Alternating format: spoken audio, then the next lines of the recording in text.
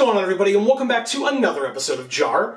JaAR, for those of you that may be new, stands for Joe and Amy Review, and this is our pseudo-weekly show where we review the Magic stories. And this week we are back with what is the last of these for now, it seems. We will be back to you as soon as a new one is out and we have time to film one. But for now, we are here for, technically, the 6th side story for Streets of New Capenna. Even though it's really not. It was released almost a full month after the last one was, and all of those were released within 9 days. So anyway, it is called A Garden of Flesh by Laura Gray. My quick review at the top of this one is, this was a good story, and it was definitely important, especially for the ongoing story of Magic the Gathering overarchingly with Elspeth, with Elesh Norn, etc. But I will say that if folks are not a fan of body horror, this may not be the story for you. That's my quick review. My quick review is that it has no pertinence at all, seemingly, in the timeline of anything. It's fun. So I liked it. Okay. But it seems like it might end up coming to a point where it's useful if events occur in such a way where you're starting to realize that Elesh Norn herself is changing. Just how she is. But if the story still ends up being her same old self and doing her same old things and doing it the same old way, then this story will have been completely irrelevant. But it will have been cool. Okay, interesting. That's my take on it. All right. So if that sounds interesting to you, and like I said, my personal warning, if you trust or believe me, for body horror stuff, if you're not into it, steer clear of this one. But if that is still something that it sounds interesting to you and you have not had a chance to read it yourself, in fact, if you were not even aware that this story existed, leave it in the comments down below. We would love to hear from you on that one, because this was a surprise. They just kind of dropped this on us, and if I wasn't paying enough attention to social media that day, I would not have noticed. So, and it was released the day after the last story that we just reviewed last time, which was the story by Alison Lures. So, first of all, we encourage you to go watch that video and go read that story. But it was, or was it a week after, a day after? I apologize, I didn't write the dates down for that, but it was released very shortly after the prior story, and then nothing after that. So it was like 2 days in a row or 2 weeks in a row of like story, and then nothing. And it was like, what was the point of that? Like, anyway. So, if that sounds interesting to you, the top link in the description down below will take you to this story. We try to remove as many barriers as possible, especially, like I said, if you didn't even know that it existed. You could go searching for it, but now you don't have to. It's right there down below. Feel free to click that. And then, of course, if you do go and read that story, we would, of course, love it if you would then come back here and join us so that you can let us know your thoughts on it and how they compare and contrast with ours, because we're about to give them to you. But before we give you those thoughts, I would first like to say hello, welcome to the channel. Thank you so much for being here. Yes. Please don't forget that while you're here, if you're enjoying the things that we do and you think that you want to see more, that you can subscribe and ring that bell so that you get notifications whenever any of our videos come out, including more JaARs in the future, whenever they may come. Because again, as we have learned from the last story and this one, sometimes they don't tell you. They're just like, oh, hey, a story. And we're all like, okay. All right. I mean, thanks, I guess, but also, okay. So when we find out when the Dominaria United stories are coming out, we will then work our way into reviewing those and putting those JaARs up. If all 10 Dominaria United stories are released in 9 days, we will do our best to get them out to you in as expeditious a manner as is possible for us to do. But no promises, but that's also not our fault. Apparently, that's how the stories are being released these days. But like I said, if you subscribe and ring that bell, you will get those notifications, and so you don't have to worry about not necessarily knowing, thank you, not necessarily knowing when JaAR is going to be coming out, because like I said, at this point, we don't know when JaAR is going to be coming out. But that doesn't mean it will be radio silence from us. We have two other options. First of all, we will be having opening videos coming out because we still have not done our regular pre-release kit openings for Streets of New Capenna, and we have those ready to go for all of you. So you can definitely check that out when those are released. Plus, every Monday and Friday, right here on this channel, we are live at 8 p.m. Eastern, or starting at 8 p.m. Eastern, for different things. On Mondays, we have MTG Arena, so if you're fans of Magic the Gathering, we play almost exclusively limited, draft, sealed, whatever the newest format is, so you can definitely tune in and join us for that. We would love to have you. And then on Fridays, we play whatever video game that we happen to be playing at the time. Recently, we have been going through our first ever Nuzlocke of Pokemon Fire Red, so definitely tune in for that as well. Like I said, that on Fridays at 8 p.m., MTG Arena, Mondays at 8 p.m., both Eastern Time, and like I said, we would love to have you. Also, don't forget, last thing, we have other channels, Video Games for All and Gluten Free for All. Links down in the description box below, so you should definitely go check that out for yourself. And please don't forget to sub and ring the bells there. And, thank you, if you're enjoying our stuff, please don't forget likes and shares go a very, very long way. But, on to the for-review itself, as promised. We have A Garden of Flesh by Laura Gray. Wow. This story started off interestingly with what seemed like a ritual corrupting, basically, if you will, of a Mirren by Elish Norn, and things don't go her way. The Mirren that Elish Norn is attempting to turn with her Phyrexian oil is a woman, light skin, black hair, dark hair, but who seems familiar to Elish Norn in some way. She just can't put her finger on it. Now, later on in the story, I surmise that maybe it is what Elish Norn used to look like, if Elish Norn were a human prior to the transformation.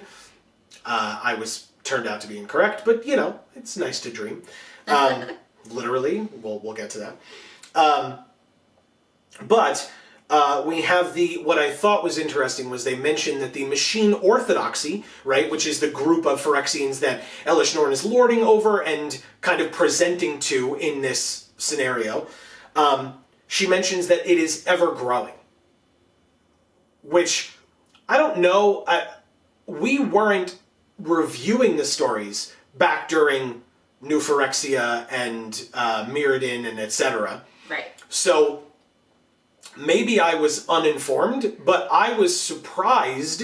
I mean, again, it was spoilers, I guess. It was a nightmare, so like it might not have technically been a thing that is still going on, but I was surprised that there were still Mirrens around.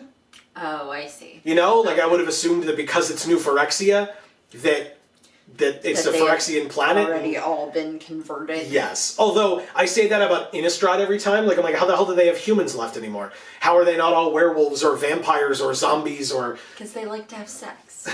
I guess. Yes, Innistrad, definitely the most romantic of the planes. I mean, look at that moon. You know, just gorgeous. Hey, a lot of people are into vampires and stuff, so... Yeah, but if they're into vampires, then they just become a vampire. Maybe they just like watching them when they have sex. I don't know. Gross. Or they like the howls of the werewolves in the background. Gives a nice ambiance. It doesn't. I don't think so. But, you know, certain people might. No. Anyway, wow. So... like I said, I was a little surprised. Again, it's a nightmare, so it's definitely possible that there aren't any Mirrens left, and it was just for this story, for Elspeth's nightmare, for Elish Norn's nightmare. You know, maybe that was the case. Okay, so I wrote down that I thought the beginning here was very interesting with this moment. You had a Mirren trying to be transformed by Norn's Phyrexian oil. Elish Norn literally pierces her own wrist and then uses the Phyrexian oil that pours out of her wrist to attempt to turn this Mirren into a Phyrexian. It's yucky. It's, like I said, body horror. It's really, really, really gross and very unsettling. And describes how the oil like goes over her hair, down her neck, into her wound that Elish Norn gave her, and it's like pouring into her eyes and like out of her mouth and all these other things. And then, as if that weren't disgusting enough, now something happens. There's a convulsion or multiple convulsions, and sprouts of fleshy tendrils start shooting out of the Mirren's body, which is not what Elish Norn expected to occur. And so Elish Norn has to like back away and is freaked out as more of this stuff is happening and stuff's pouring out of her eyes and mouth. And it's not really tendrils, or I mean, it's kind of fleshy. It's roots. They said it's like plant life. Yeah, which is disgusting. And Elish Norn, then freaked out, kind of steps over and just slits her throat, and she dies and stops having all these weird protrusions and all this other stuff, which is good because that was really gross. What a shame. Yeah, what a shame. So yeah, that was a thing. And so then I started asking myself some questions. I was like, okay, so this was not what Elish Norn expected. Was it because it was Elish Norn's Phyrexian oil? Like, is there something wrong with her? Are the Mirrens learning how to fight back? Like, have they implanted themselves, or this woman in particular, with something that can counteract the Phyrexian oil in that, like, when it's presented with oil, now it does this thing? That would be really cool. Right. Was this woman unique, that she's just naturally immune to it? Or, like, her body, her physiology alone would have reacted this way, and literally any other Mirren would have just been transformed like all the others, but she happened to be the one unique one? It turns out I was wrong on all counts. But I will say, the first one that I wrote down was, is it because it was Norn's oil as opposed to other people's? Elish Norn asked herself the same question. Right. So I felt somewhat vindicated in that. I was happy that she can be perfect, yeah. But only until she begins having that self-doubt. Yep. That we all have. Yeah.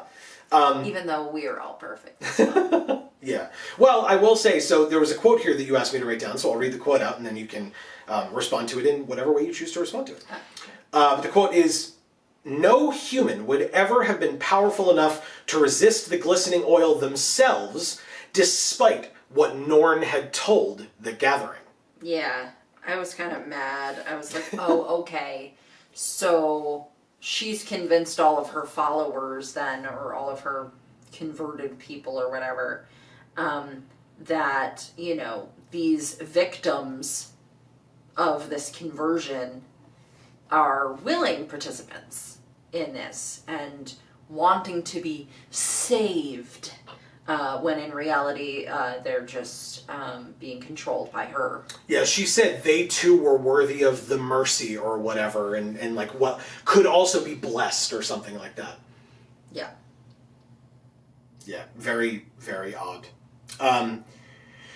Then you also pointed out, talking about the language that was used, Elish Norn references having cultivated that space. Yeah. They used the word cultivated multiple times. And they used the word soil as well. When they were talking about all of the roots and everything, they were like, well, it's being soiled, and I've cultivated this, and it's like, you realize how ironic that is, right? Yep. That you're saying you've cultivated this, when in reality, the things that actually get cultivated are, organic matter. Yeah, because what she is referring to when she says cultivated is the fair basilica, which seems to be like fully covered in like white marble and like pristine white marble, like the dais and the areas that she's walking on and stuff. And yet, as the story continues, we find that any area where the Mirren woman's blood has touched and where these roots were sprouting is now beginning to sprout weeds through like cracks and imperfections in the rock or the marble. And Elish Norn is not pleased with that, and so begins running around and trying to pull out these weeds. She's weeding. Yes. Yeah. Yeah. God, I hate weeding so much. Oh, God. And the first weed that she tries to pull out, it's very slippery. She can't get it on the first or second try. And then finally it's just like, all right, I'm going to muscle up and do it, and just rips the thing out of the ground, which destroys the flagstone in the process that is nearest to it, which I know you loved. I really did love that. I was like, yes. Like, that's the whole point of them being here, right? To destroy this immaculate perfection that you believe you have. Yep. And then, like, it didn't have roots. It just got pulled up and then was body parts. Yeah, yeah. The first one was an arm or a forearm, but like there were multiple things because she just kept running around and doing. And that was kind of when you were like, this has to be a dream, right? Like it was just so weird. I was like, there's no way this is real. And you were absolutely spot on. But then I was like, can Phyrexians dream? And again, it's like we were like ready for this story, right? Like, I'm like, was it because it was Norn's oil? And later on, she's like, is it because it was my oil? And I'm like, yes. And then, and then Amy's like, was it a dream? Can Phyrexians dream? And then I wrote this here a little bit later on. The story says that Phyrexians can't dream, and that, in fact, that when humans are converted to Phyrexians, that is one of the things that's taken from them, the silly need to dream. Because instead, what Phyrexians have is a neat and ordered mind, following through with the rhythm of the world, or whatever it is that Elish Norn said. Whatever the bullshit she spouts is.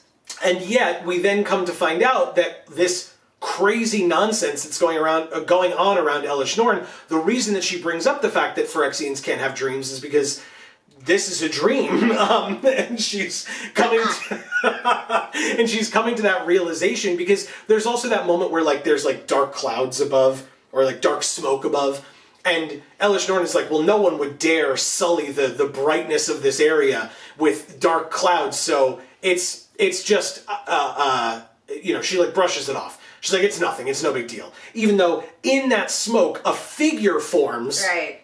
For like a second, and then she's like, nah, that's not what it was. And it's like, oh, okay. And so then we finally find out what happened, or who was doing this, and it was, you want to say it? Ashiok. Ashiok, the nightmare muse, or the nightmare mage. So, hell yeah. Right? I appreciated that Ashiok was here, seemingly randomly, although Ashiok was known to Elish Norn, which I found somewhat interesting, because I don't know how, because the first time Ashiok came about was, oh god, why did I put myself into this hole? First Theros? Like the first time we were in Theros, maybe? Was Ashiok? I don't remember. Folks can tell me in the comments down below. Help a guy out. I really would appreciate. When was the first time we saw Ashiok? Because the point I'm getting at is it was after New Phyrexia, I believe. Yeah. Which means it was the last time that we saw Elish Norn in like a mainline story or a main set release, because any other time we've seen Elish Norn is in like Commander product or Modern Masters product or things like that. I mean, I would argue that it might just be another convenience thing. Maybe. But like, your reputation precedes you, kind of a thing. Like, oh, well, I needed to know you for this story to make sense, so I know you. Yeah. Promise. Then the Mirren woman rears her ugly head again, if you will, as her head pops out of the ground as one of these, growing body parts, body horror things. And that's when I kind of was like, oh, is this Elish Norn? Like, is this what she used to look like? And that's part of this nightmare now? Because now we know it's a nightmare, so why wouldn't it be? Why couldn't it be? Especially when it was like, oh, it's growing her armor over her. And I'm like, oh, that's why she's familiar to you. Close, but no. Turns out it's Elspeth. And not only is it Elspeth, but Ashiok reveals that Ashiok has found out. I mean, we've seen the card Elspeth's Nightmare. We know it's about the Phyrexians. And Ashiok reveals this to Elish Norn and says, hey, guess what? I met this woman. She looks like that. Right. And her nightmare was you. Not Right. specifically Elish Norn, but the Phyrexians. But Phyrexians. And I was very curious as to what a Phyrexian's nightmare would be. And it turns out, because Elspeth's nightmare is Phyrexians, a Phyrexian's nightmare is Elspeth. Which is sick. Very cool. Bravo. So well done. Especially Elish Norn of all of them. Now, you brought up something that I thought was interesting, that you had particular feelings about Elish Norn here. Yeah, because I was sitting there going like, okay, this whole sequence with this dream thing, this dream that she thought she couldn't have, right? It's just showing her that she's not better than anybody else. She's spent her whole life thinking, hey, I'm better than all of you. I'm going to convert you and make you perfect because I'm going to change you into what I am because you're not good enough the way you are. And you deserve that, and I deserve for you to be that way. And well, like, I'm saving you, right? It's not like, even though you're upset about it, you won't be soon. Right. Or whatever. And so I think I've only talked about this in maybe one other JaAR, or maybe a couple. But there's this severe false entitlement that she has, right? That she thinks she's better than everybody else. She's going to change them all to be more like her, and therefore that equals perfection.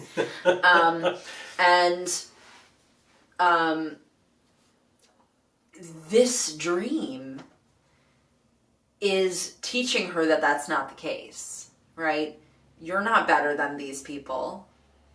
You're trying to change them over into Phyrexians, and all that happens is something goes wrong, and you have this immense self-doubt, and then what you go on to learn is that you're no different. You can dream. You can feel emotions, and ought to in this scenario. You're not less perfect for having felt those emotions. Because arguably if she hadn't, I'll say it this way. If she hadn't, what would that have meant, right? Would she have just never figured out that it was a dream? Would Ashiok just never have, shown themselves to her? Things could have been drastically different if she had experienced it in more of what you would expect a Phyrexian's way of experiencing it to have been. Does that make sense? Sort of, yeah. I get it. I know that sounds kind of convoluted, but what I mean to say is she was really taken down a peg by this dream, because she, for one thing, learned she could dream, and for many other things, she learned that, or should have been learning, who knows if she actually, learned the lesson, right? That she's not more perfect than these other beings that she's trying to perfect against their will, which we learned earlier on in the story. Yes. Is that it, she's saying that they deserve to be saved, but in reality, they're just trying to live their lives, and she's screwing that up entirely and taking their lives from them. Right. So because she knows better. Right, because she's decided she knows better. And so, this nightmare was perfect for her because it was exactly what she needed to hear. It was exactly what falsely entitled people need to hear, is that, no, you're not better than these other people. Yes, you're perfect yourself, but so is each other individual, exactly as they are. Not corrupted by you and your nonsense. You're the same. So this feeling that she's so separate from them and that everything that is organic is so disgusting to her. She's just so much better than it. Well, you're not. It will come in and infect the entirety of what you think is so perfect and soil it, right? And completely change it. And that might be your nightmare, but it's in that scenario, you will be the same as the people that you are killing to convert. Mm-hmm. Because you will feel these intense emotions. You'll be really upset, and trying to scramble around, pulling out all of these plants that are destroying your home. And you'll feel intense anger toward Ashiok for having done this to you. And this sort of betrayal. And then you'll feel this, nationalism almost, or like a unity with your people, where you then, do what you can do in a dream, which is, even if it is a nightmare, you have enough control to, when you're in a dream, to be able to stand back and say, even if you don't feel like you have that control, you ultimately would if you could do it in that moment, is just to be able to say, this is how I want the dream to go now, and change it, right? And that's what she did. I was going to say, I have that written down here as well, that there's that moment where Elish Norn attempts to tap into her connection with the rest of the machine orthodoxy, the rest of the Phyrexians, and then they start kind of appearing, coming out of doorways and stuff, to come to Elish Norn's aid. And Ashiok says, they're not supposed to be here. Right. I didn't say that they were supposed to be here. So she was able to change her dream. And that was from someone who seemingly has never dreamed, or dreamed back when she was a human and doesn't remember it, or whatever. Right. So this was a new experience for her, and she just did it, right? And she just did it in not just any nightmare, but a nightmare that was being created by an entity as powerful as Ashiok, right? Right. But that's just another thing that machines don't do that. Machines don't say, I'm going to adapt to this situation now, and I'm going to call my friends, and I'm going to have those connections with them so that they can come in and help me in this bad situation. Mm-hmm. That's what humans do, is they form these powerful relationships, and they have these powerful emotions, and this, national pride, and this anger for people coming in and fucking up their lives. Mm-hmm. And so hopefully she can actually learn her lesson here and realize you're no better than humans. And not only that, but if you got pissed off when somebody came in and fucked up your life, maybe you shouldn't be doing that to other people. And in fact, the final moment of the story has her being Elish Norn picking up the remaining head of fake Elspeth. It's fake head, but picking up the head that's kind of the last remnant of the nightmare as the rest of it kind of fades away as Ashiok leaves, and picks up the head and sees that the head is looking at her with, I wrote it down, human pity and sympathy. And that pisses her off a lot. Like, don't look at me with pity and sympathy, right? I don't need it. I don't want it. I'm holier than thou, right? Everything you were just talking about. And her response, unfortunately, based on what you were just saying, and that doesn't mean she can't get to that point ever, but unfortunately, her immediate response is to say, well, I just have to kill her. Right. I have to find her and I have to kill her. That's it. Okay, I'm learning that I'm no better than these other people, and so my response when I'm learning that is to kill the person who's teaching me that lesson. What I will say, though, is that it's a dream. So it makes sense, because it's a dream, that Elspeth's reaction would be pity, right? Because if it were a scenario where she was just learning that lesson, like in real life, the pity wouldn't really be pity, because that wouldn't help her learn that lesson, right? Okay. Then it would flip-flop. So it no longer is, we're equal, right? It's false entitlement, or, oh, now you pity me, so now I'm a piece of trash, and now I have to prove to you that you're the piece of trash. So it's this seesawing thing. Yeah. The fact that that's Elspeth's reaction, I think, is because it's coming from her self-doubt, right? So her interpretation then, because she's having this self-doubt, is then that Elspeth's reaction would be pity. And so rather than face that and say, no, you shouldn't pity me, right? We're equal here, because she's learned this lesson now, is just to murder her. So. Yeah, I have to find her and I have to rid the multiverse of her, is the quote that I wrote down here, which is great. The multiverse of someone that would teach you a lesson that you're desperately in need of. Right. But yeah, I mean, doesn't that just sound like real life, right?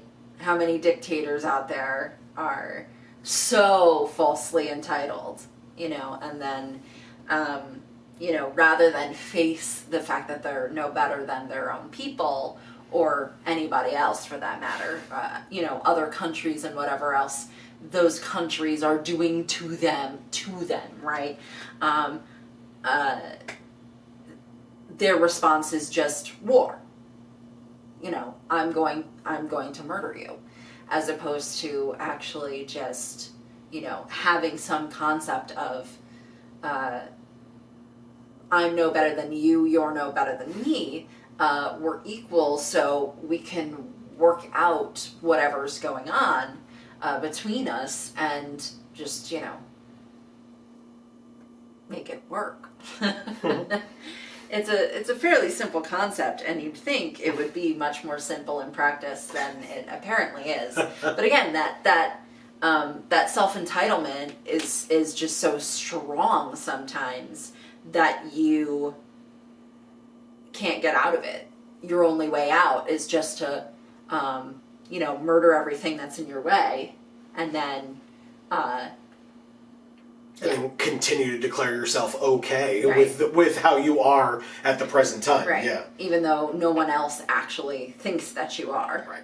But anybody who does and expresses that to you, weirdly, ends up dead afterwards. Crazy how that works. Yeah. So then Ashiok kind of leaves the scene, or leaves in general, by thanking Elishnorn and being like, you were a great canvas for me to test this out on. Right. To test my theory as to whether I can give Phyrexians nightmares. And they leave.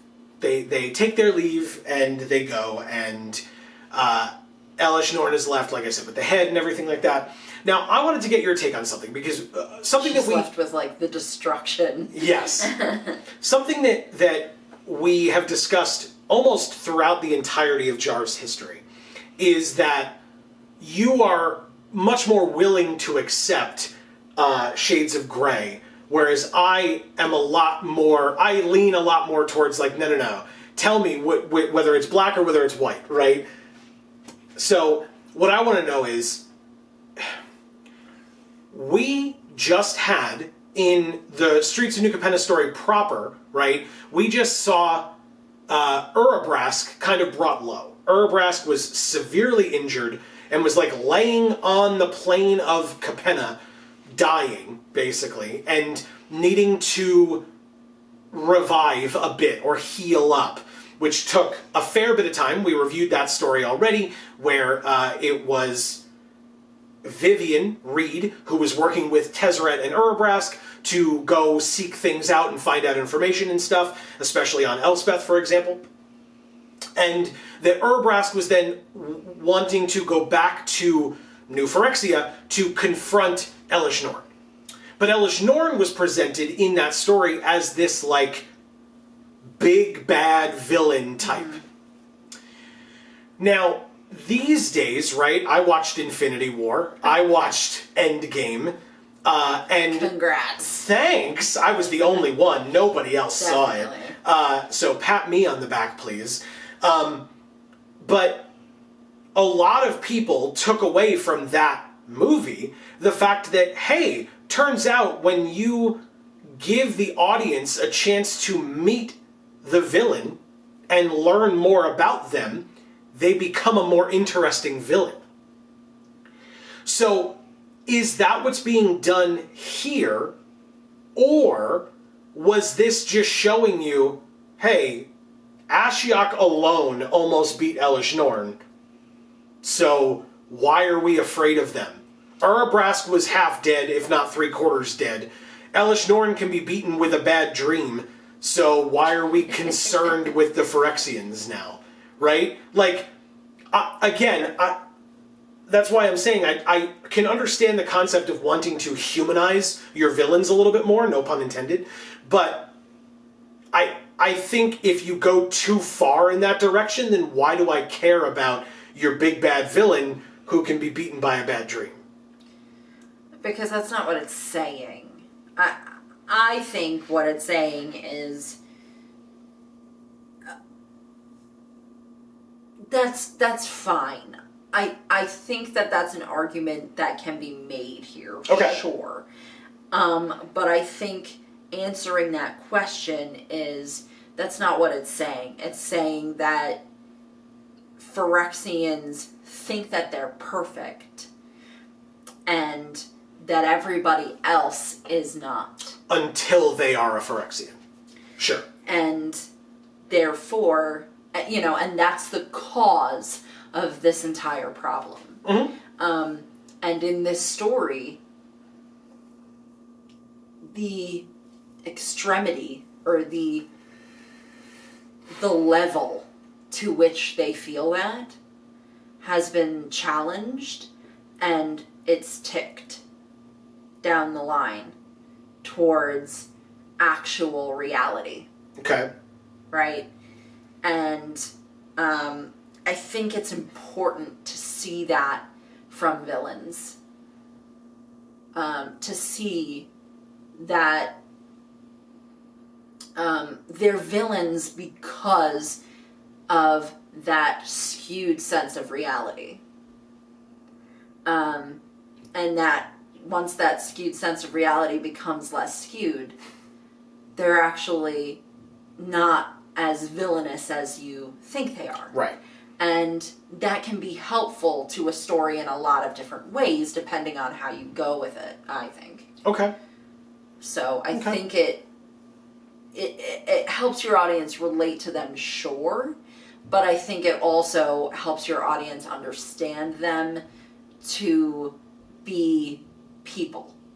And, I'm obviously not talking about, like, aliens and, to have human characteristics and to share the same human experience. Right. That we all share. Right. Well, and that's why, we got great backstory from Nicol Bolas back in that core set, 2019 maybe? No, I guess that's 2016 or something. Whatever core set it was, or maybe it was 2019 because it was then 2018, but regardless, that we got those stories for that core set and learned about Nicol Bolas and Ugin growing up together and what that was like. And so we learned more about Bolas right before Bolas goes into War of the Spark, loses, etc. But we get more context to him and actually learn about him. Again, we learned about Thanos and how crazy he was, but that he believed what he was doing was right and just and noble, and why he believed that, and how he was brought low for it, and etc. But people, I mean, I don't know that there's anybody out there who will tell you that they don't think that Thanos was the best Marvel villain up to that point, because he was the only one that was really given time, right? Like, so anyway, the reason I bring it up, by the way, if people are not understanding context, there was a period of time, if it is not still occurring, there was a period of time where Magic really seemed like they wanted to be Marvel. Yeah. Like, really, really seemed like they wanted to be Marvel. They were trying to branch out into comic books. They were trying to do the TV show and the movies. The Netflix series was being done by the Russo brothers. Hello? So, yeah, and again, as I said then, and I will continue to say now, if done properly, that's not a stupid thing to want to do, because Marvel's making quite a bit of money right now with their movie franchise. So, I get it, but at the same time, you're also Magic the Gathering, you're going to be a little bit different, and realize that. So, but I think I'm going to point out something that you said to me, and I don't know if this was something that you just came up with, or you saw this on Twitter or something. Sure. But you said to me that it seems like in cinema a lot right now, in shows a lot right now, in stories a lot right now, what we're seeing, this sort of cultural trend, is that what we're seeing is that trauma is the villain, right? I did see that online. That was not me. Yes. And so the villain is not a person who is bad, right? The villain is trauma as an experience that makes people make bad choices, right? So this, I think, is, again, pulling onto that trend, sitting in a spot that's a lot closer to villains are villains than that trend is pushing, right? It's way back here, maybe, instead of up here in the forefront of it, but it's getting a little bit closer to that. Yeah. And I think that makes sense. I think that's evolutionarily for the business, or for these stories in general, or for any stories in general, or any business in general. I think that's a smart move. Not only because I very much believe that concept is 100% true, but also because it seems that it's going to be beneficial from a money standpoint as well. Because if culture is trending in that direction and they jump on that bandwagon, even if it's kind of far back, then they will succeed as well when it starts to take off. Sure. So, but I very much believe in that concept of, Thanos isn't a bad guy.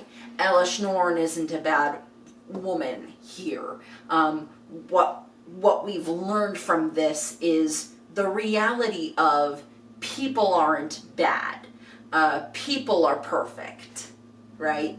She knew she was perfect, but only if she could then say everyone else wasn't.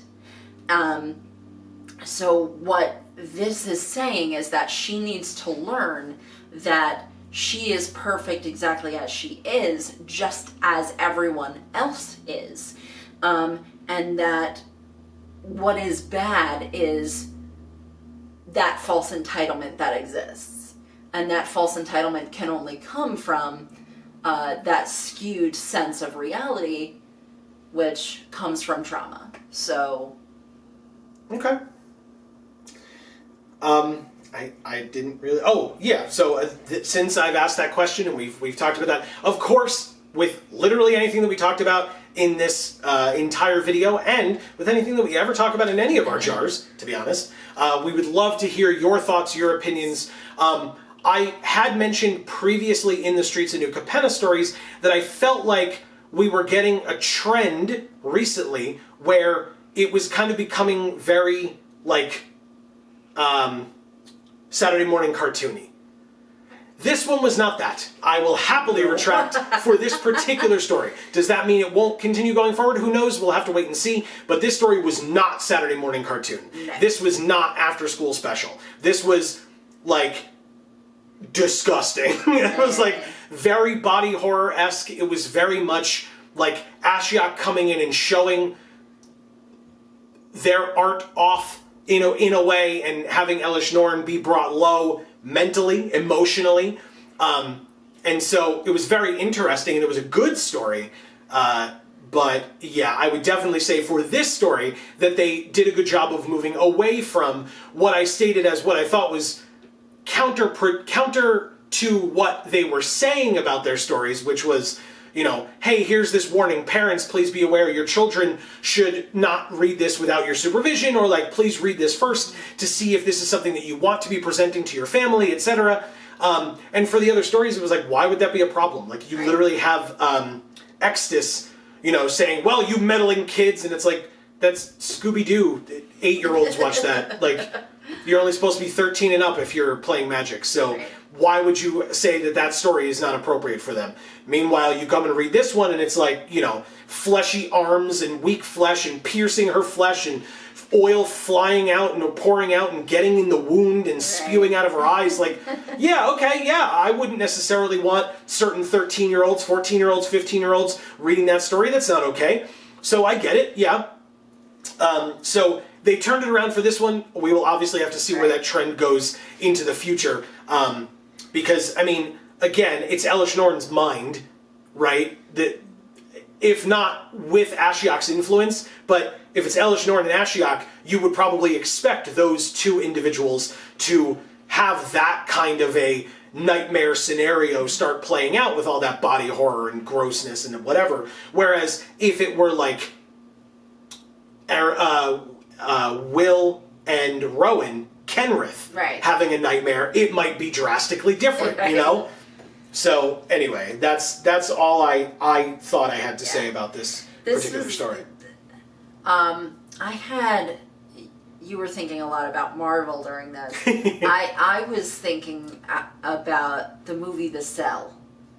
It's a old movie. It's not super old, but it's old. It's a great movie with Jennifer Lopez in it. I don't recommend it if you're a person who likes Jennifer Lopez movies, because this is not one where she is anywhere near what she typically is in movies. But I mean, you talked about Saturday morning cartoons, and my kind of rebuttal in my own head at that moment was, yeah, this is much more like the creepy indie movies that Amy used to watch as a kid that, you know, other kids didn't watch because it was not appropriate for kids. And so this movie was one of them, right? The Cell. It has Jennifer Lopez in it. I recommend it because it's a great movie, but it's not a movie that, like, once you see that movie, you'll never really be able to escape the entirety of that movie. So it's not the, you know, you can't unsee it. Right. There are movies like that, right? Absolutely, yeah. You know, and, you know, to make a reference to one that a lot of people are aware of is like Donnie Darko. I knew you were going to say Donnie Darko. Requiem for a Dream, right? Those are like movies that a lot of people have heard of, but if you haven't seen it, you probably shouldn't, to protect yourself from the fact that you can't unsee it. Yeah, they're mind F movies. Right. Yeah. But they're not mind F movies. But they're mind changing movies. Okay. And so this movie is one of them, The Cell. But I mean, the imagery is amazing. And it really did make me think of that with Elish Norn and Ashiok, because there were like some sort of there's a lot of like dream sequence type stuff in this movie, and it's very similar to this, and so those were kind of the images that were going through my head, was a lot of what was in that movie. Okay. But again, if you're a fan of Jennifer Lopez in typical Jennifer Lopez movies, I don't recommend you watch this. Fair enough. Also, you mentioned, I was thinking about Marvel during this story. It's such a bad joke. That's my secret is I'm always thinking about Marvel. Anyway, yeah, so that's going to be the end of this particular episode. Thank you all so very much for joining us. I hope that you enjoyed, and I would love to hear people's thoughts down in the comments below. Was the body horror too much for you? If and when you read this story, do you agree with me, or do you agree with Amy, or was there something that happened in the story that we didn't talk about that you thought was newsworthy or noteworthy and we should have discussed it and you want to? Anything and everything in the comments down below, because even when the stories are disparate from one another in terms of the tone, whether it's Saturday morning cartoon or like really, really gruesome body horror, being able to read it and still analyze it and still find ways to discuss the psyche and the character development and etc. is a really great way for you to join us as we show off our... #Vorthos Pride. That's right. Keep it going in the comments down below. We would love, as always, to hear from you about anything. We would love to see you on stream Mondays, Fridays, starting at 8 p.m., on our other channels, Video Games for All, Gluten Free for All, links in the description. Don't forget, wherever you are, to subscribe and ring that bell, because you'll get those notifications whenever any of our videos come out, whenever we go live, and whenever we are back here for another JaAR, whenever the next story comes out, we will see you then, and we hope that you're looking forward to it as much as we are. Thank you so much for bearing with us as we went through all of the Streets of New Capenna stories, the LGBT story from last week, or last time, and this story today. And whenever a new story is released, you know that we will be back for more, because we want to know what happens next, hopefully just as much as you do. Right. But for now, from us here at the Geek for All family of channels, I have been Joe. And I'm Amy. And as we always say, in whichever video of ours you watch next, we will see you all next time. Thanks, everybody.